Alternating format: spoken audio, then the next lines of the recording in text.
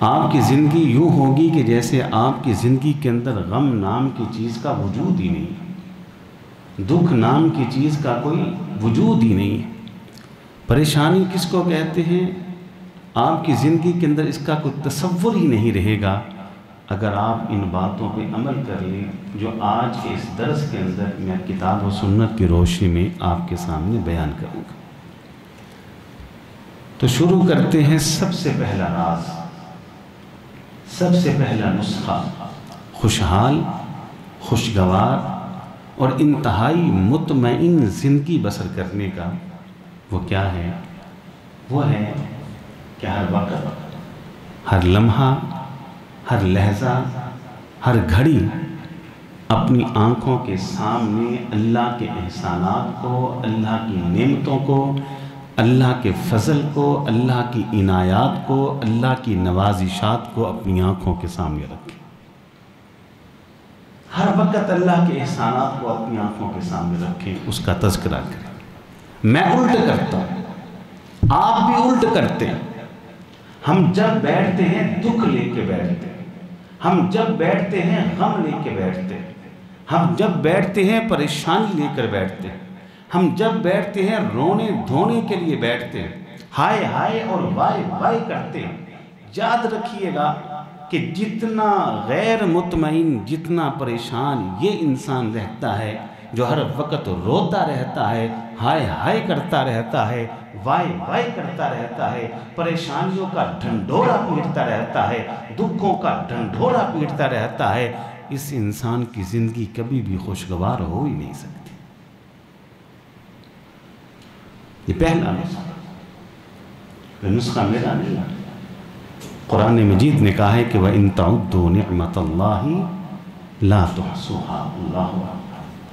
اللہ کہتے ہو انسان تیری عقل اور مت نہیں ماری گئی، تیرے غم اور پریشانیاں کتنی کو ہیں؟ یہ دو ہاتھ جو ہیں نا، یہ دو ہاتھ، خدا کی قسم اٹھا کے کہتا ہوں، کعبے کے رب کی قسم ہے، ان دو ہاتھوں کے جو پورے ہیں، جنہیں ہم پوٹے بھی کہتے ہیں، ان دو ہاتھوں کے پوروں کی تعداد زیادہ ہے، میرے اور آپ کے غم ان دو ہاتھوں کے پوروں سے بھی کم ہے۔ گن لیں کیا غم ہوتے ہیں۔ سب سے پہلا غم اللہ نہ کرے قرض کا ہوگا، کاروبار میں گھاٹا، کو نقصان، کوئی خسارہ، کوئی بے روزگاری ہوگی، اچھا کوئی بیماری ہوگی، کوئی جھوٹا مقدمہ ہوگا، بیٹی ہے وہ میکے گئی ہے، سسرال گئی ہے، وہاں اسے کوئی دکھ پہنچا ہوگا، اولاد کی نافرمانی ہوگی، خاندان میں کوئی نا اتفاقی ہوگی، اس کے علاوہ کوئی غم ہے؟ چلے میں ایک طالب علم ہوں، کم سن ہوں، بزرگ بیٹھے ہیں، جتنے میں نے گنوائے ہیں اتنے میں اپنی طرف سے اضافی ایڈ کر لوں، پھر بھی ایک ہاتھ کے پورے زیادہ ہیں، غم کم ہیں۔ کبھی گنے لوگوں کے تانے مینے ہوں گے، باتیں ہوں گی، اور اس کے مقابلے میں قرآن کیا کہتا ہے؟ وَإِن تَعُدُّوا نِعْمَةَ اللَّهِ لَا تُحْصُوهَا۔ کبھی زندگی کے اندر بڑے سے بڑے کیلکولیٹر کو پکڑ لے، بڑے سے بڑے کیلکولیٹر کو پکڑ کے اپنے سامنے رکھ، بچپن سے لے کر آج تلک تو نے جتنی میری نعمتیں استعمال کی، بندے گنتا جا، اپنی ہاتھ کے اس انگلی سے ضرب دیتا جا، بڑے سے بڑے کیلکولیٹر کے فگر ختم ہو جائیں گے، میری نعمتیں ختم نہیں ہوں گی۔ اللہ وَإِن تَعُدُّوا نِعْمَةَ اللَّهِ لَا تُحْصُوهَا۔ ہم الٹ کرتے ہیں، یہ نسخہ سمجھ لیں۔ وہ بندہ جو ہر وقت اللہ کی نعمتیں یاد رکھتا ہے، اللہ کے احسانات کو یاد رکھتا ہے، اللہ کی عنایات، فضل اور رحمتوں کا تذکرہ کرتا رہتا ہے، جتنا دل اس انسان کا مطمئن رہتا ہے، جتنی خوشحال زندگی اس کی گزرتی ہے، کسی کی نہیں گزرتی۔ یہاں ایک اور بات نقطے کی سمجھا دوں، ایک طالب علم کی حیثیت سے الحمدللہ پورے ملک میں آتے جاتے رہتے ہیں، دن رات سفر میں رہتے ہیں، ملک کے طول و عرض کے اندر اللہ کے فضل سے ہم دعوت و تبلیغ کے حوالے سے جماعت کے پلیٹ فارم سے کام کرتے ہیں، اللہ قبول فرمائے۔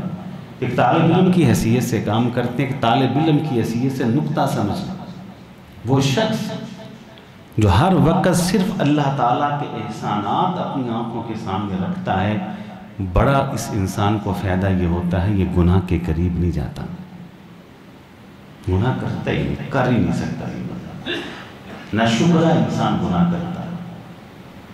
اس کی وجہ کیا ہے؟ لاجیکلی عقل بھی اس بات کی دلیل ہے کہ انسان جب یہ تصور کر لینا کہ فلاں میرے ساتھ احسان کرنے والا ہے، فلاں میرا محسن ہے، انسان کبھی بھی اپنے محسن کی مخالفت نہیں کرتا، اور قرآن کے اندر بھی دلیل ہے۔ اچھا مجھے یہ بتائیں کہ حضرت یوسف علیہ السلام کو جب عزیز مصر کی بیوی نے دعوت گناہ دی تو حضرت یوسف نے اسے کیا کہا تھا کہ میں گناہ نہیں کروں گا؟ پتہ ہے آپ کیا کہا تھا؟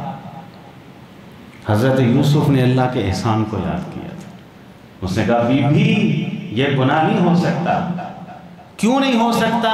انہو ربی احسن مثواج، انہو ربی احسن مثواج، میں وہ ہوں کہ میرے بھائیوں نے مجھے کنویں کے اندر پھینکا، مجھے بدلا، کس کی حکمتوں نے، کس کی تدبیروں نے، کس کے فیصلوں نے مجھے کنویں کی تاریکی سے نکال کر، موت کے منہ سے نکال کر، اندھیروں سے نکال کر رہنے کے لیے محل جیسی جگہ عطا فرمائی، اور جس رب نے موت کے منہ سے نکال کر مجھے رہنے کے لیے محل دیا، میں اس رب کی نافرمانی کروں، مجھ کو زیب نہیں دیتا، مجھے زیب، میرے بھائی تو پھینک کے کنویں میں، کس کی حکمتیں، کس کی تدبیریں تھیں کہ مجھے کنویں سے نکالا گیا، اور کہاں رہا؟ انہو ربی احسن مثواج، محل جیسے عزیز مصر کے گھر میں مجھے اللہ نے ٹھہرا تھا، اب اس رب کی نافرمانی کروں، یہ یوسف کو زیب نہیں دیتا۔ سبحان اللہ۔ پہلا نسخہ میں نے کیا بتایا جی؟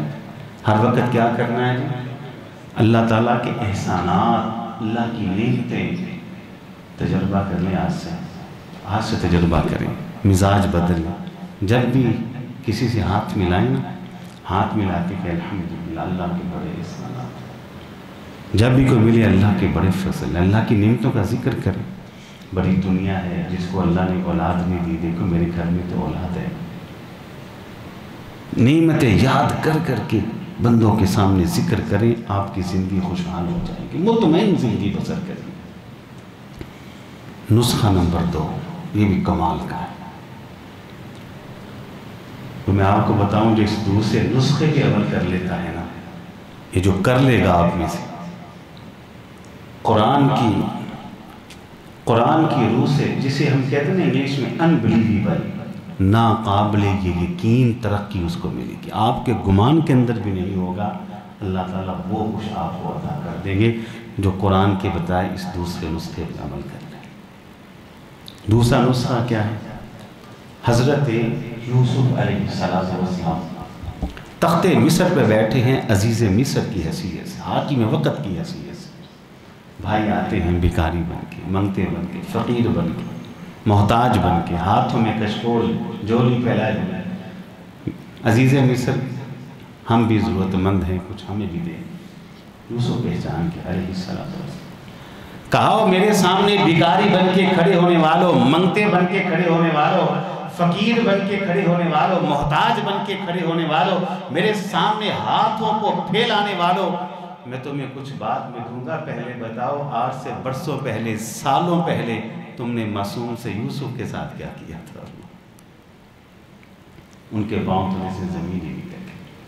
قالوا انک لانت یوسف، بھائیوں نے کہا تیرے اس سوال سے معلوم ہوتا ہے تو یوسف ہی ہے، تو یوسف ہے۔ بھائیوں نے کہا یوسف ہمیں وہ راز بتا، تو یہاں تک پہنچا کیسے؟ اللہ، وہ نسخہ تو بتا، کہاں وہ کنویں کی تاریکی، کہاں وہ بچپن اور کم سنی، کہاں وہ کھوٹے سکوں کے عوض بک جانا، کہاں وہ غلامی، کہاں یہ تخت و تاج، کہاں یہ سربلندی سرفرازی، کہاں یہ حکومت و بادشاہت، کہاں یہ عزت و شرف، ہمیں اس عزت و شرف کا راز بتا، اس تخت و تاج کا راز بتا، اس حکومت و بادشاہت کا راز بتا، بتا تو یہاں تک پہنچا کیسے؟ اچھا حضرت یوسف علیہ السلام نے جو راز بتایا نا، وہ راز آج بھی قرآن مجید کے اندر آیت بن کے چمک رہا ہے۔ اللہ آیت بن کے چمک رہا ہے۔ حضرت یوسف علیہ السلام نے کہا پوچھتے ہو اس تخت و تاج کا راز کیا ہے، اس حکومت و بادشاہت کا راز کیا ہے، اس عزت و شرف کا راز کیا ہے، اس عروج اور ترقی کا راز کیا ہے، میں یہاں تک پہنچا کیسے؟ تو سنو، انہو من یتقی و یصبر فإن اللہ لا یضیع اجر المحسنین۔ اللہ اکبر۔ عزت کا راز، ترقی کا راز، شان اور شوکت کا راز، مطمئن زندگی کا راز، کہا ایک بندہ اللہ کے ہر فیصلے پہ ہمیشہ راضی رہے، اللہ کے ہر فیصلے پہ، اسے کہتے ہیں رضا بالقضاء، رضا بال بلند آواز سے ذرا بولیے، رضا بالقضاء کا مطلب یہ ہے کہ اللہ کے ہر فیصلے پہ راضی۔ کہا مجھے کنویں میں پھینکا گیا، زبان پہ شکوہ نہیں آیا، میں نے کہا اللہ تیرا فیصلہ ہے، یوسف اس فیصلے پہ راضی۔ مجھے کھوٹے سکوں کے عوض بیچ دیا گیا، میں بک گیا، زبان پہ شکوہ نہ آیا، کہا اللہ تیرا فیصلہ ہے، یوسف اس فیصلے پہ راضی۔ میرے دامن پر داغ لگا دیا گیا، میں نے لگوا لیا، کہا رب تیرا فیصلہ ہے، تیرے فیصلے کے اوپر راضی۔ میرے ہاتھوں میں ہتھکڑیاں ڈال دی گئیں، میں نے کہا رب تیرا فیصلہ ہے، یوسف تیرے فیصلے کے اوپر راضی۔ میرے پاؤں میں بیڑیاں اور زنجیریں ڈال دی گئیں، میں نے کہا رب تیرا فیصلہ ہے، یوسف تیرے فیصلے کے اوپر راضی۔ مجھے پابند سلاسل کر دیا گیا، میں نے کہا رب تیرا فیصلہ ہے، میں تیرے فیصلے کے اوپر راضی۔ مجھے قید تنہائی کا اسیر بنا دیا گیا، میں نے کہا رب تیرا فیصلہ ہے، میں تیرے فیصلے کے اوپر راضی۔ انہو من یتقی و یصبر فإن اللہ لا یضیع اجر المحسنین۔ اور کیسے ممکن ہے کہ ایک انسان رب کے ہر فیصلے پہ ہمیشہ راضی رہے؟ اللہ تعالیٰ اس کے سالوں کے صبر کو ضائع کر دے، یہ ہو ہی نہیں سکتا۔ اللہ ہم شکوے شکایتیں کرتے ہیں نا، گناہ تو کوئی نہیں کیا، پتہ نہیں کہاں سے مصیبتیں ابھی ہم نے گناہ ہی کوئی نہیں کیا۔ ہم وہ کہتے ہیں ایک دو تین مصیبتیں اکٹھی آ جائیں نا، وہ بیچارے بچپن سے اتنی بڑی بڑی مصیبتیں پریشانیاں نہیں آئیں، تو ہمارے ہاں ایک دو مصیبتیں اکٹھی میرے جیسے بندے پہ آ جائیں نا، تو زبان پہ بعض لوگ کہتے ہیں گناہ تو کوئی نہیں کیا، پتہ کیوں پریشانی، بھی گناہ ہی نہیں کیا ہم نے، استغفر نہیں۔ اس نسخے رضا بالقضاء، چلے میں آپ کو آسان لفظوں میں یہ بات سمجھاتا ہوں۔ ایک ورد اور وظیفہ ہے، سبحان اللہ، سب کو آتا ہے نا؟ اچھا مجھے سارے ذرا یک زباں ہو کے بتائیے سبحان اللہ اس کا ترجمہ کیا ہے؟ اللہ، ہاں یہ ترجمہ ٹھیک ہے، ذرا اونچی آواز سے بولے سبحان اللہ، اللہ پاک ہے۔ یہ وظیفہ ہے، بڑا عظیم وظیفہ ہے، بڑے اس کے فضائل ہیں، بڑی اس میں طاقت اور قوت ہے۔ اب سوال یہ کہ اللہ پاک ہے، کیا مطلب اللہ پاک ہے؟ سبحان اللہ، اللہ پاک ہے، کیا معنی ہے اس کا؟ اچھا آج کے بعد رضا بالقضاء جو میں نے نسخہ بتایا، اللہ کے فیصلے پہ راضی رہتے ہوئے، اس ترجمے کو سامنے رکھ کے آپ نے سبحان اللہ پڑھنا ہے۔ مجھ طالب علم کو قرآن مجید کے اندر سے سبحان اللہ کے 6 معنی آتے ہیں، 6 معنی قرآن مجید کے اندر موجود ہیں۔ ان میں سے ایک معنی سبحان اللہ کا پتہ کیا ہے جو ہماری گفتگو کا موضوع ہے؟ سبحان اللہ، اے اللہ آپ کا ہر فیصلہ میرے بارے میں، سبحان اللہ، اللہ آپ کا ہر فیصلہ میرے بارے میں ظلم سے پاک ہے، ظلم سے، مجھے اگر بیماری ہے تو فیصلہ کس کا ہے؟ اللہ کا۔ سبحان اللہ، اللہ تیرا یہ فیصلہ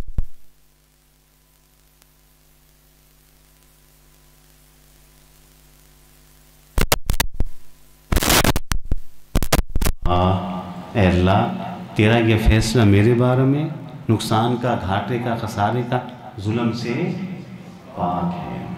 اچھا یہ قرآن میں کہاں لکھا ہے؟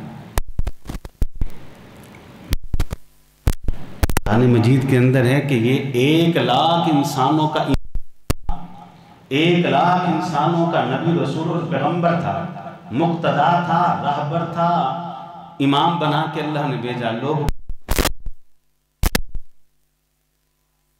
کشتی میں سوار ہوا، کشتی میں ہچکولے پیدا ہوئے،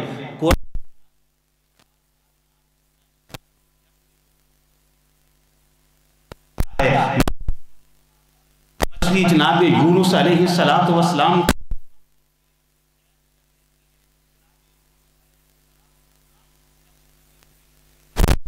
کہتے ہیں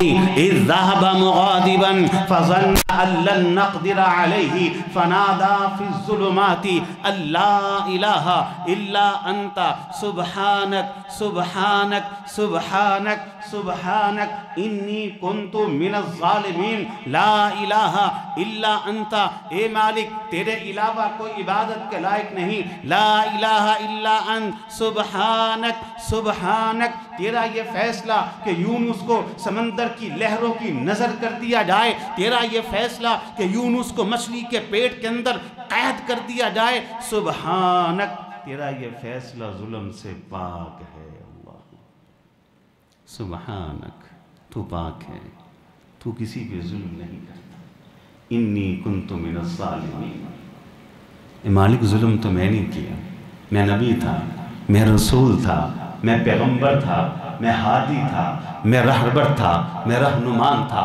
میں تیری وحی کا پابند تھا، میں تیرے امر کا پابند تھا، میں تیرے حکم کا پابند تھا، میں تیری اجازت کا پابند تھا، میں تیرے امر کا پابند تھا، میں تیری رضا کا پابند تھا، میں تیری مرضی کا پابند تھا، میں نے بستی کو چھوڑا تیری وحی کا انتظار نہ کیا، میں نے بستی کو چھوڑا تیری اجازت کا انتظار نہ کیا، میں نے بستی کو چھوڑا تیرے حکم کا انتظار نہ کیا، میں نے بستی کو چھوڑا تیری رضا اور منشا کا انتظار نہ کیا، لا الہ الا انت سبحانک انی کنت من الظالمین، اللہ مجھے مچھلی کے پیٹ میں قید کر کے تو نے ظلم نہیں کیا، سبحانک، تیری ذات تو ہر قسم کے ظلم سے پاک ہے، انی کنت من الظالمین، یونس نے خود اپنی جان پہ ظلم کیا ہے بستی کو تیری رضا کے بغیر چھوڑ کر اللہ۔ تو دوسرا نسخہ میں نے کیا سمجھایا، رضا بالقضاء، پہلا کیا تھا، ہر وقت کیا کرنا، اللہ کی اپنی آنکھوں کے سامنے رکھیں، رضا بالقضاء، اللہ کے فیصلوں پہ راضی رہیں۔ دیکھیں ان دو نسخوں پہ عمل کر لیں، آپ کی زندگی جتنی مطمئن ہوگی آپ سوچ بھی نہیں سکتے، پرسکون نیند آئے گی، اطمینان سے گھر سے نکلیں گے، پیٹ میں بھوک ہے، گھر میں فاقہ ہے، لیکن آپ اس کے باوجود مطمئن زندگی بسر کریں گے، اللہ نہ کرے کسی کے اوپر کو فکر کا، غربت کا، پریشانی ایسی کوئی آئے، لیکن آ بھی جائے تو آپ مطمئن رہیں گے۔ نسخہ نمبر 3، اچھا یہ تیسرا نسخہ میں بتانے لگا ہوں نا، یہ خصوصی طور پر یا خصوصاً ان لوگوں کے لیے ہے جو یہ سمجھتے ہیں کہ ہمیں غموں نے گھیرا ہوا ہے، چور ہیں پریشانیوں سے، پہاڑ گرا ہوا ہے ہمارے اوپر دکھوں کا، غموں کا، یہ سمجھتے ہیں کہ ہاں آئے بھی پریشانی، غم بائیں بھی پریشانی، آگے بھی پریشانی، پیچھے یہ بھی مسئلے، وہ سمجھتے ہیں نا، بائیں پریشانیوں کے، طوفانوں کے، آندھیوں کے کچھ نہیں ہے۔ تیسرا نسخہ میں بتاتا ہوں، اس پہ عمل کر لیں۔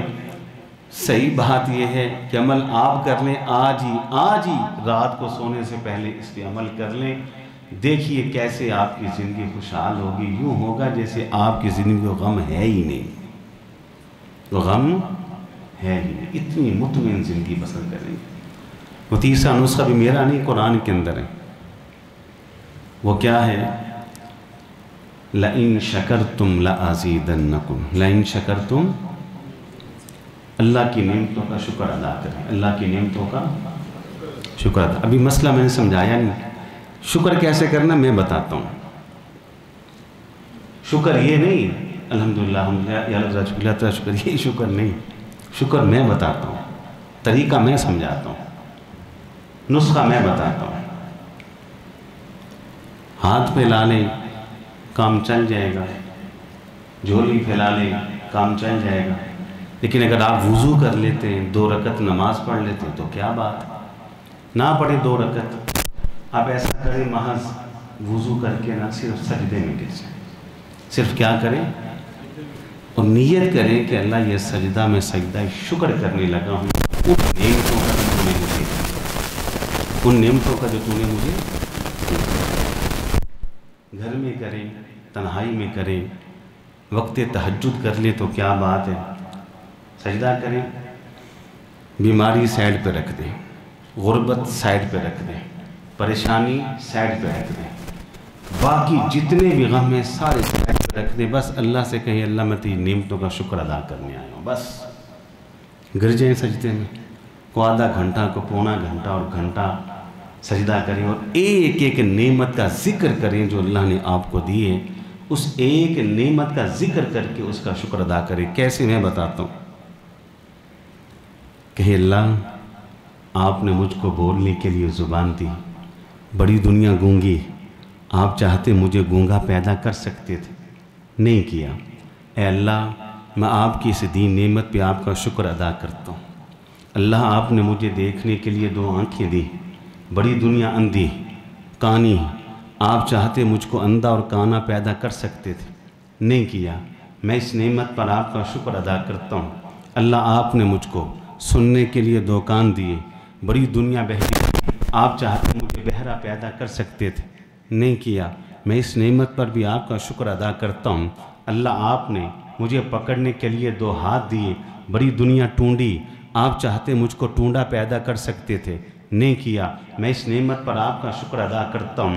اللہ آپ نے مجھ کو چلنے کے لیے 2 پاؤں دیے، 2 قدم 2 ٹانگیں دیں، آپ چاہتے مجھے لنگڑا پیدا کر سکتے تھے، نہیں کیا۔ میں اس نعمت پر آپ کا شکر ادا کرتا ہوں۔ اے مالک آپ نے مجھ کو اولاد جیسی نعمت سے نوازا، بڑی دنیا بے اولاد ہے، میں اس نعمت کے اوپر بھی آپ کا شکر ادا کرتا ہوں۔ اے مالک میں نے ہسپتال کے چکر کاٹے ہیں، میں نے دنیا کو دیکھا ہے، بڑی بڑی مہلک بیماریوں کے اندر مبتلا ہیں، کوئی آنکھ کا مریض ہے، کوئی ناک کان گلے کا مریض ہے، کوئی دل کا مریض ہے، کوئی جگر کا مریض ہے، کوئی گردے کا مریض ہے، کوئی پیٹ کا مریض ہے، کوئی خون کا مریض ہے، کوئی ہڈیوں کا مریض ہے، کوئی جلد کا مریض ہے، کوئی کینسر کا مریض ہے، کوئی ٹی بی کا مریض ہے۔ اے مالک تو نے میرے وجود کو ہر قسم کی بیماری سے محفوظ رکھا، میں اس نعمت کے اوپر بھی آپ کا شکر ادا کرتا ہوں۔ آپ چاہتے تو مجھے بیماری میں مسلط کر کے ہسپتال کے کسی کونے کے اندر کسی بیڈ کے اندر لٹا سکتے تھے، آپ نے نہیں کیا۔ میں اس نعمت ادا کرتا ہوں۔ کوئی آدھا گھنٹہ، کوئی پونا گھنٹہ، کوئی 1 گھنٹہ، کوئی 1.5 گھنٹہ اپنے گھر کے اندر تنہائی کے اندر اپنے سر کو، ناک، ماتھے کو اللہ کے سامنے رگڑ کر ایک ایک نعمت کا شکر ادا کرتا جا، کرتا جا، کرتا جا، کرتا جا۔ رب کعبہ کی قسم ہے آپ سجدے سے سر بعد میں اٹھائیں گے، سارے غموں سے پہلے آپ کو اللہ نجات دے چکے، انتہائی مطمئن زندگی بسر کریں گے۔ آپ اس قوت دیکھیں، اس سجدے کی قوت کا پھر آپ اندازہ لگائیں گے جب آپ کریں گے۔ ہم کرتے ہیں۔ اچھا یہ میں نے کو اپنی طرف سے آپ کو نہیں بتا دی کہ آپ سامنے کوئی ہوا کے اندر خطابت کے جوش میں کہہ دیا ہے، یہ اللہ کے رسول کی سنت سے ثابت ہے علیہ الصلوۃ والسلام۔ یہ سجدہ، اس قسم کا سجدہ سنت سے ثابت ہے علیہ الصلوۃ والسلام۔ آپ کے ذہنوں کے اندر اب تک یہی چیز موجود ہے کہ شاید نبی علیہ الصلوۃ والسلام کی زندگی کے مشکل ترین دور وہ مکہ کا دور تھا۔ یہی سنا نا آپ نے، مکہ کا دور بڑا مشکل تھا، لیکن حقیقت کے اندر آپ کی زندگی کا سب سے غمگین دور، جو پریشانیوں کے جب انبار تھے، طوفان تھے، آندھیاں تھیں، جب آپ واقعی آپ اور آپ کے ساتھی چور ہو چکے تھے غموں سے، وہ 2 مہینے کے پہلے 2-3 سال ہجرت کا غم۔ شاید آپ کو علم نہیں کہ ہجرت کا غم کتنا بڑا غم ہوتا ہے۔ 53 سال انسان نے جس بستی میں گزارے ہوں، وہاں انسان کو اپنے بچپن کی خوشبو آتی ہو، جو انسان کی ماں کا شہر ہو، باپ کا شہر ہو، جہاں انسان نے اپنی جوانی کی رعنائیاں دیکھی ہوں، جہاں اللہ کا گھر بیت اللہ موجود ہو، جو شہر مکہ ہو، اس کو چھوڑنے کے لیے انسان کے سینے کے اندر کتنا بڑا دل چاہیے، شاید آپ کو اس کا احساس نہیں۔ کبھی ہجرت کے واقعات تو پڑھے، رقیق القلب نرم دل انسان ہجرت کے واقعات پڑھ بھی نہیں سکتا کہ کیسے ہجرتیں کی۔ مدینہ آئے، انصار تھی مہاجرین کا بوجھ اٹھائے ہوئے، ذریعہ آمدن کچھ نہیں تھا، ادھر منافقین کی سازشیں، ادھر یہود کے پڑوپے گنڈے، ادھر کفار مکہ وہ لشکر کشی کے لیے تیار، پوری دنیا مدینے کو صفحہ ہستی سے مٹانے کے لیے تیار، کھانے کے لیے کچھ نہیں، 3 دن تک رسول اللہ کے پیٹ میں کچھ نہیں جاتا علیہ السلام۔ امی جان کہتی ہیں ایک سائلہ میرے گھر میں آئی، دروازے پہ دستک دی، مانگا، 2 بچیاں ساتھ تھیں، میں گھر میں گئی، ہر چیز کو ٹٹولا، اس روز نبی کے گھر میں سوائے ایک کھجور کے کچھ نہیں تھا علیہ السلام۔ غربت بھی ہے، پیٹ پر کپڑے رسیاں باندھی جا رہی ہیں، پڑوپے گنڈے سازشیں ہیں، گھر بار لٹا کر آئے ہیں، ہجرت کے غم ہیں، پریشانیوں کے انبار۔ امی جان کہتی ہیں ان حالات کے اندر جب غموں کا سیلاب تھا، طوفان تھا، آندیاں تھی، پہاڑ گرے ہوئے تھے، چاروں طرف سے سازشیں پڑوپے گنڈے تھی، گھر کے اندر ذریعہ آمدن کا کوئی وجود نہیں تھا، ہر طرف سے غموں کے سائے تھے، میں نے دیکھا پیارے حبیب علیہ السلام رات کے پچھلے پہر، رات کے اندھیرے میں میرے گھر کے کچے فرش میں، کچے صحن میں اپنی مبارک ناک کو، پاکیزہ پیشانی کو اللہ کے سامنے سجدے کے اندر رگڑ رہے ہیں، رو رہے ہیں، آنکھوں میں آنسو ہیں، اور پیٹ سے رونے کی وجہ سے یوں آواز آتی ہے جیسے ہنڈیا کے ابلنے کی آواز ہوتی ہے۔ میں نے کان لگا کے سنا تو آپ کیا کہہ رہے تھے؟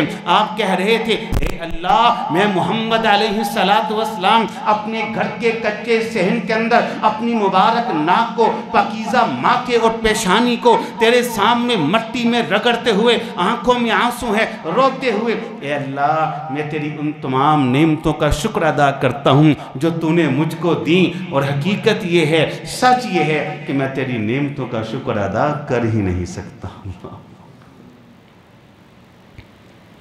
کر کے دیکھیں، پھر دیکھیے آپ نے اللہ کی نعمتوں کا یوں شکر ادا کیا غموں کے زمانے کے اندر، پھر اللہ نے مکہ واپس دیا کہ نہیں دیا؟ آپ نے عزہ و قارب کو چھوڑا، اللہ نے انصار کی صورت میں وفادار کی بڑے بادشاہوں کے خزانوں کا مالک آپ کے ماننے والوں کو بنایا کہ نہیں بنایا؟ آپ نے اپنے گھر کو چھوڑا، اللہ نے دنیا کا حاکم بنایا کہ نہیں بنایا؟ بڑے بڑے محلات، بڑے بڑے قلعے اللہ نے مسلمانوں کو دیے کہ نہیں دیے؟ لَإِن شَكَرْتُمْ لَأَزِيدَنَّكُمْ، چاہیے یہ نسخہ لکھ کے لے جائیے، آج ہی اپنے گھر کے اندر کو 15 منٹ، کو 20 منٹ، کو 40 منٹ، کو 1 گھنٹہ، کو سوا گھنٹہ کے سامنے سجدہ شکر کیجئے جو رسول اللہ سے ثابت علیہ السلام، ایک ایک نعمت کا ذکر کرتے جائے، اللہ کی اس نعمت پر شکر ادا کرتے جائیں، دیکھیے کیسی آپ کی زندگی خوشیوں سے بھر جاتی ہے، بھر جائے گی خوشیوں سے آپ کی زندگی۔ یہ کتنے نسخے ہو گئے؟ 3 راز ہو گئے۔ پہلا کیا تھا؟ اللہ ہر وقت کیا کرے؟ اللہ کے سامنے کو سامنے رکھے۔ دوسرا نسخہ کیا تھا؟ رضا بل، اللہ کے فیصلوں پہ ہمیشہ کیا کرے؟ راضی رہے۔ تیسرا نسخہ کیا تھا؟ اللہ کی نعمتوں کا کیا کرے؟ شکر ادا کرے۔ شکر جو میں نے بتایا وہ شکر نہیں جو کہ روایتی شکر ہے، الحمدللہ اللہ تعالیٰ شکر، یہ نہیں جو میں نے بتایا۔ میں ماہ رمضان میں عمرے پہ تھا، الحمدللہ چکر لگتا رہتا، آنا جانا لگا رہتا، تو وہاں مشائخ سے ملاقات بھی ظاہری بات ہے ہماری ہوتی ہے، علماء سے وہاں ملاقاتیں رہتی ہیں جو مشائخ مدینہ ہیں، مشائخ عرب۔ تو میں مسجد نبوی کی لائبریری میں بیٹھا تھا، بڑے بڑے مشائخ بھی وہاں تشریف فرما تھے، تو وہاں شیخ صاحب نے کہا کہ تحقیق سے یہ بات ثابت ہوئی ہے، تحقیق سے، کہ نبی علیہ السلام کا ایک سجدہ شکر، نماز والا نہیں، نماز کے اندر تو حکم ہے کہ مقتدیوں کا خیال کریں، مریض بھی ہیں، بوڑھے بھی ہیں، ایک سجدہ جس کو سجدہ شکر کہتے ہیں، ایک سجدہ شکر، وہ آج پونے گھنٹے کا بھی ہے، گھنٹے کا بھی ہے، 1.5 گھنٹے کا بھی ہے، حتیٰ کہ 1.25 گھنٹے کا سجدہ بھی اللہ کے رسول سے ثابت ہے علیہ السلام، جس کو سجدہ شکر کہا جاتا ہے۔ جی کوئی بات سمجھ میں آ رہی ہے آپ کو؟ جی نسخہ نمبر 4، بس انشاءاللہ میں بات ختم کرنے لگا۔ نسخہ نمبر 4 آخری نسخہ، ویسے تو میرے پاس کافی ہیں جو میں نے لکھے ہیں، لیکن یہ چوتھا نسخہ، اس کے بارے میں وضاحت کر دوں کہ پیچھے جو 3 نسخے آپ نے سنے ہیں نا، وہ بھی بڑے کمال کے ہیں، لیکن چوتھا نسخہ ایسا زبردست نسخہ اور راز ہے کہ جائیے آپ میں سے جو اس چوتھے نسخے پہ عمل کر لیں، بلکہ میں آپ کو دعوت دوں گا اس پہ عمل بھی کریں، اپنے بیٹوں اور بیٹیوں کو اس پر عمل کروائیں اور ان کو نصیحت کر کے مریں کہ وہ اپنی اولاد کو اس نسخے پہ عمل کروائیں۔ آپ چوتھے نسخے پہ خود عمل کر لیں، اپنی بیٹی کو اس نسخے پہ عمل کروا کے گھر سے ودا کریں، میں پوری گارنٹی دیتا ہوں کہ اپنے سسرال میں جا کر وہ کبھی بھی پریشان نہیں رہے گی۔ پریشان تو بہت دور کی بات ہے، وہ کبھی گھر میں آ کر اپنی ماں اور باپ کو کوئی شکایت بھی نہیں لگائے گی اس چوتھے نسخے پہ وہ عمل کریں۔ آپ کے گھر کے اندر بھی خوشیاں ہی خوشیاں ہوں گی، آپ کی زندگی کے اندر ہی بہار ہوگی، اور اتنی مطمئن زندگی آپ بسر کریں گے کہ آپ سوچ نہیں سکتے۔ لیکن میں کہا کرتا ہوں کہ اس دنیا کے اندر کوئی پہاڑ اتنا مضبوط نہیں، کوئی چٹان اتنی طاقتور نہیں، جتنا طاقتور اور مضبوط وہ انسان ہے جو اس چوتھے نسخے پہ عمل کر لے گا۔ آپ مجھے بتائیں کہ ایک شخص ہے، اس کے پاس وزارت عظمیٰ کی کرسی ہے، صدارت کی کرسی بھی ہے، ساتھ وہ جنرل بھی ہے، ساتھ اس کو یہ بھی پتا ہے کہ فوج بھی میرے ساتھ ہے، پورا اسلحہ میرے ساتھ ہے، پوری عوام میرے ساتھ ہے۔ وہ بندہ کتنا طاقتور اپنے آپ کو محسوس کرے گا؟ اس سے بڑھ کر اس دنیا میں کیا طاقت ہوگی، کیا قوت ہوگی؟ لیکن جائیے یہ بات لکھ کے لے جائیے، یہ شخص بھی اپنی صدارت، وزارت اور بڑی بڑی کرسی پہ بیٹھ کر پورے اسلحے کی قوت اپنے پاس رکھنے کے باوجود یہ بھی اتنا طاقتور اپنے آپ کو محسوس نہیں کرے گا جتنا طاقتور وہ انسان اپنے آپ کو محسوس کرے گا جو اس چوتھے نسخے پہ عمل کر لے گا۔ مجھ سے بھی زیادہ طاقتور، اتنا کمال کا نسخہ ہے۔ جی بتا دوں وہ نسخہ، جی پھر ہے سادہ سا لیکن ہے بڑا کمال کا۔ وہ نسخہ کیا ہے؟ وہ نسخہ یہ ہے کہ نبی علیہ السلام یعنی کہ رسول اللہ صلی اللہ علیہ وآلہ وسلم کی سیرت کا بار بار مطالعہ کرے، بار مطالعہ کرے۔ ہم نہیں کرتے۔ اگر میں اس بڑے مجمع سے یہ سوال کروں نا کہ وہ لوگ ہاتھ کھڑا کریں کہ جنہوں نے زندگی میں صرف ایک بار آپ کی پیدائش سے لے کر موت تک آپ کی پوری سیرت کو باریکی کے ساتھ، غور کے ساتھ، توجہ کے ساتھ سمجھ کے پڑھا ہے، تو شاید پورے مجمع سے ایک ہاتھ بھی کھڑا نہ ہو۔ ہمارے غم کیسے ختم ہو سکتے؟ دکھ ہمارے کیسے دور ہو سکتے؟ ہماری پریشانیاں ختم ہو ہی نہیں سکتی کیونکہ ہمیں سیرت کا پتہ ہی نہیں۔ لکھ کے لے جائیے، آج ہی سیرت کا مطالعہ شروع کر دیں، اولاد کو کہیں سیرت پڑھے، بیٹیوں کو کہیں سیرت پڑھے۔ اللہ کی قسم اٹھا کے کہتا ہوں، کوئی چٹان اتنی طاقتور نہیں ہے، کوئی پہاڑ اتنا مضبوط نہیں ہے دنیا کے اندر، کوئی طاقتور سے طاقتور انسان اتنا قوت والا نہیں جتنا طاقتور یہ انسان ہو جاتا ہے جو بار بار رسول اللہ کی سیرت کا مطالعہ کرتا ہے۔ بہت بڑے عالم دین ہیں عبدالسمیع عاصم صاحب، حافظہ اللہ، شہر گوجرانوالہ کے۔ ہم جیسے لوگ تو ان کے قدموں کی خاک کے برابر نہیں۔ آج سے برسوں پہلے ان کا ایک بیان سنا، اس بیان کے اندر انہوں نے ایک کتاب کا حوالہ دیا اور حوالے کے ساتھ انہوں نے واقعہ بھی بیان کیا۔ واقعہ پتہ کیا تھا؟ کہتے ہیں وہ کتاب ہے ان لوگوں کے بارے میں کہ جنہوں نے مغرب کے اندر اسلام کو قبول کیا، مسلمان ہوئے، فلاں نے اس وجہ سے اسلام قبول کیا، فلاں نے اس وجہ سے اسلام کو قبول کیا۔ وہاں لکھتے ہیں کہ ایک عورت نے اسلام قبول کیا، وہ کہتی میں نے کیسے کیا؟ وہ کہتی ہے کہ ایک بڑا بزرگ تھا، مسلمان تھا، یک کے بعد دیگر اس کے اوپر بڑے صدمے آئے، اور صدمے بھی معمولی نہیں تھے۔ اس کا بیٹا فوت ہوا، اس کی بہو فوت ہوئی، اس کا پوتا فوت ہوا۔ کہتی ہے جب اس کی بہو فوت ہوئی تو میرے دل کے اندر خیال آیا اتنا بڑا صدمہ ہے، صدمے کو یہ بابا کیسے برداشت کرے گا، یہ تو ساتھ ہی مر جائے گا۔ کہتی میں گئی تو میں نے دیکھا وہ حشاش بشاش مطمئن، اور زبان پہ ہے انا للہ و انا الیہ راجعون، الحمدللہ اللہ کا فیصلہ تھا، اللہ کا حکم تھا. میرے دل کے اندر آیا اتنا بڑا صدمہ، اور اس کی زبان پہ الحمدللہ انا للہ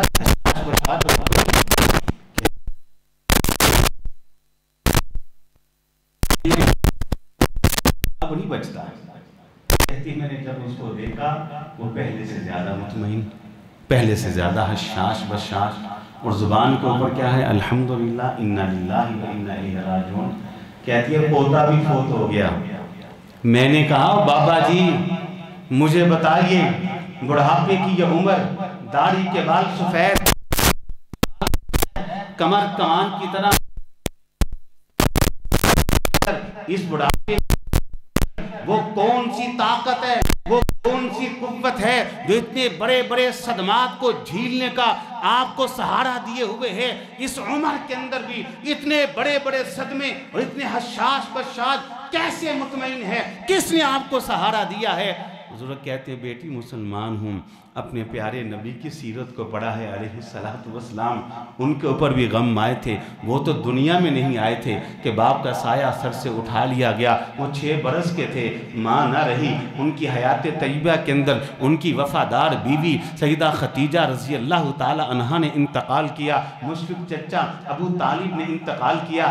آپ کے حیات طیبہ کے اندر ایک بیٹی کے علاوہ ساری بیٹیوں نے انتقال کیا. آپ کی حیات طیبہ کے اندر ساری نرینہ اولاد نے انتقال کیا. میں نے ان کی سیرت کو پڑھا ہے. ان کی سیرت یہی ہے کہ اللہ کے فیصلوں پہ راضی رہے اور صبر سے کام لے. اس خاتون نے کہا بابا وہ کون سا نبی ہے جس کی سیرت اتنی مضبوط، اتنا طاقتور انسان کو کر دیتی ہے کہ بڑھاپے کی اس پیرانہ ساری کے اندر اتنے بڑے بڑے صدموں کو برداشت کرنے کی طاقت انسان کے اندر پیدا کر دیتی ہے. مجھے کتاب دے، میں بھی ان کی سیرت پڑھنا چاہتی ہوں. کہتی میں نے سیرت کو پڑھا، میں مسلمان ہو گئی.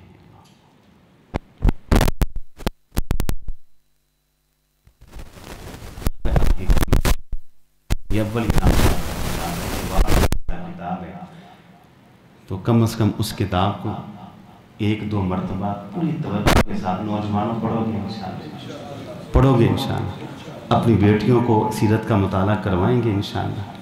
اپنے بیٹوں کو سیرت کے ساتھ جوڑیں گے، ان کو نصیحت کرتے بڑے بیڑا کچھ اور پڑھیں نہ پڑھیں لیکن زندگی کے اندر بار بار رسول کی سیرت کو ضرور پڑھنا ہے.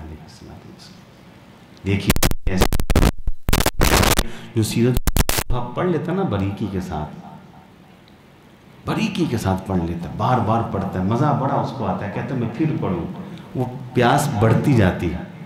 پتہ اس کی زندگی کیا ہوتی ہے؟ پھر غم کا پہاڑ بھی آ جائے نا، ٹوٹ پڑے اس کے اوپر، وہ اس بندے کو ایسے ہوتا ہے کہ جیسی اس کی ناک میں مکھی بیٹھی اس نے یوں مکھی کو اڑا دیا.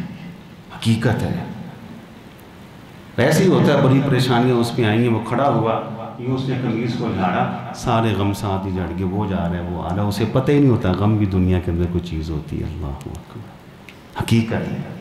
ہمیں سیرت کا پتہ ہی نہیں. تو یہ چوتھا نسخہ تھا. نسخے میرے پاس اور بھی موجود ہیں لیکن وقت میں نے آپ کا کافی لے لیا ہے. 40 منٹ سے زیادہ وقت لے چکا ہوں. میں نے وعدہ کیا تھا مختصر بات کروں گا، راتیں بھی چھوٹی ہیں تو انہی الفاظ بھی اکتفا کرتا ہوں اس دعا کے ساتھ کہ اے مالک تیرے اس گنہگار بندے نے، اس فقیر بندے نے جتنی باتیں بھی کی وہ آپ کی توفیق اور آپ کی مدد سے کی ہیں. اس میں جو حق ہے، جو سچ ہے، سمجھ کے عمل کی توفیق عطا فرما دے، اور جو غلطی اور کوتاہی ہے درگزر کرتے ہوئے اصلاح کی توفیق عطا فرما دے. وآخر دعوانا ان الحمدللہ رب العالمین. یہ دعاؤں کی کچھ درخواستیں کی گئی ہیں مختلف احباب کی طرف سے، تو سب کے لیے مل کے دعا کر دیتے ہیں. الحمدللہ رب العالمین الرحمن الرحیم مالک یوم الدین. اللہم صلی علی محمد وعلی آل محمد کما صلیت علی ابراہیم وعلی آل ابراہیم انکا حمید مجید. اللہم بارک علی محمد وعلی آل محمد کما بارکت علی ابراہیم وعلی آل ابراہیم انکا حمید مجید. اللہم اغفر لنا وللمؤمنین والمؤمنات والمسلمین والمسلمات. اللہم الف بین قلوبہم واصلح ذات بینہم. اللہم انکا عفو کریم تحب العفو فاعف عنا یا حی یا قیوم برحمتک نستغیث. اللہم اشفی مرضانا ومرضى المسلمین. اذهب الباس رب الناس واشفی انت الشافی لا شفاء الا شفاؤک شفاء لا یغادر سقما۔ اے مالک، سب سے پہلے ہم سب کے سارے گناہ معاف کر دے، ساری غلطیاں معاف کر دے، ساری خطاؤں سے درگزر فرما دے۔ اے اللہ، صغیرہ بھی کبیرہ بھی، دانستہ بھی نادانستہ بھی، راتوں کے دن کے سارے گناہ معاف کر دے۔ اے اللہ، آئندہ زندگی میں ان گناہوں سے بچنے کی توفیق عطا فرما۔ اللہ، ہماری زندگی کے ساری حسنات، سارے اعمال صالحہ، ساری نیکیاں قبول فرما لے۔ اللہ، ہمیں اپنے نیک بندوں میں شامل فرما لے، اپنے متقی بندوں میں شامل فرما لے، اپنے شکر گزار بندوں میں شامل فرما لے، اپنے صابرین بندوں میں شامل فرما لے۔ اے اللہ، ہمیں اپنا نیک بندہ بنا لے۔ اے اللہ، نہ صرف یہ کہ ہم کو بلکہ ہمارے بیٹوں کو بھی نیک کرتے۔ اللہ، ہمارے پوتوں کو بھی نیک کرنا، ہمارے پڑپوتوں کو بھی نیک کرنا۔ اللہ، ہمارے پڑپوتوں کے بیٹوں کو بھی نیک ہی پیدا کرنا۔ اللہ، پھر ان کے پوتوں کو بھی نیک کرنا۔ اللہ، قیامت تک جو نسلیں ہمارے بیٹوں سے چلے ساری نیک ہی پیدا کرنا۔ اے اللہ، ہماری بیٹیوں کو بھی نیک کرتے ہیں۔ اللہ، ہماری نواسیاں بھی نیک ہی پیدا کرنا۔ اللہ، ہماری نواسیوں کی بیٹیوں کو بھی نیک پیدا کرنا۔ اللہ، پھر ان کی نواسیوں کو بھی نیک پیدا کرنا۔ اے مالک، اسی طرح قیامت تک جو نسلیں ہماری بیٹیوں سے چلیں ساری نیک ہی پیدا کرنا۔ اللہ، ہماری نسل میں سے فقہا پیدا فرمانا، محدثین پیدا فرمانا، علماء پیدا فرمانا، متقی پیدا فرمانا۔ اللہ، ہماری اولاد کو متقی کا امام بنانا۔ اللہ، ہماری نسلوں میں ایک بھی بے نمازی پیدا نہ ہونے دینا، ایک بھی کافر پیدا نہ ہونے دینا، ایک بھی مشرک اور بدعتی پیدا نہ ہونے دینا، ایک بھی باغی، سرکش اور نافرمان پیدا نہ ہونے دینا۔ اے اللہ، میں آپ سے درد دل سے دعا کرتا ہوں، بڑے لوگ بیمار ہیں، سب کو صحت کاملہ عاجلہ عطا فرما۔ بڑے لوگ پریشان ہیں، سب کی پریشانیاں دور فرما۔ اللہ، جو تکلیفوں میں ہیں ان کی تکلیفوں کو رفع فرما۔ اللہ، جو غموں سے چور ہیں اللہ ان کے غم دور فرما دے۔ اللہ، جو بے روزگار ہے رزق حلال عطا فرما۔ اے اللہ، جو بے روزگار ہے رزق حلال عطا فرما۔ اے اللہ، میں آپ سے درد دل سے دعا کرتا ہوں، ہم سب کے گھروں میں رحمتوں کا نزول فرما، برکات کا نزول فرما۔ اللہ، ہمارے گھروں کے اندر جو نا اتفاقیاں ہیں، اختلافات ہیں، اللہ انہیں محبتوں میں تبدیل فرما دے۔ اے اللہ، انہیں محبتوں میں تبدیل فرما دے۔ اللہ، ہماری اولاد کو ہماری آنکھوں کی ٹھنڈک بنا دے۔ اللہ، ہماری اولادوں کو ہمارے لیے صدقہ جاریہ بنا دے۔ اے مولا کریم، جمیع کائنات کے ایمان والے، توحید والے جو فوت ہو گئے سب کے گناہ معاف کر دے، سب کی قبروں کو جنت کے باغ اور باغیچے بنا دے۔ اے اللہ، ہمارے جملہ اساتذہ اکرام جنہوں نے ہمیں پڑھایا، دین کی تعلیم دی، اے اللہ جو زندہ ہیں صحت و ایمان والی زندگی دے دے۔ اے اللہ، جو فوت ہو کے آپ کے پاس آ چکے ہیں، بالخصوص عبد المنان نور پوری، اللہ ان کے درجات کو بلند فرما دے۔ اللہ، ہم نکم و نکاروں کو والدین کے لیے، اساتذہ اکرام کے لیے صدقہ جاریہ بنا دے۔ اے اللہ، ہم سب کو بھی زندگی دینا تو ہدایت والی زندگی دے، سعادت والی زندگی دینا، نیکی والی زندگی دینا، تقوی والی زندگی دینا، ایمان والی زندگی دینا۔ اے اللہ، موت جب بھی آئے ایمان کی بہترین حالت میں موت آئے۔ ربنا تقبل منا انک انت السمیع العلیم وتب علینا انک انت التواب الرحیم وصلی اللہ تعالی علی خیر خلقہ محمد وعلی آلہ واصحابہ اجمعین آمین برحمتک یا ارحم الراحمین۔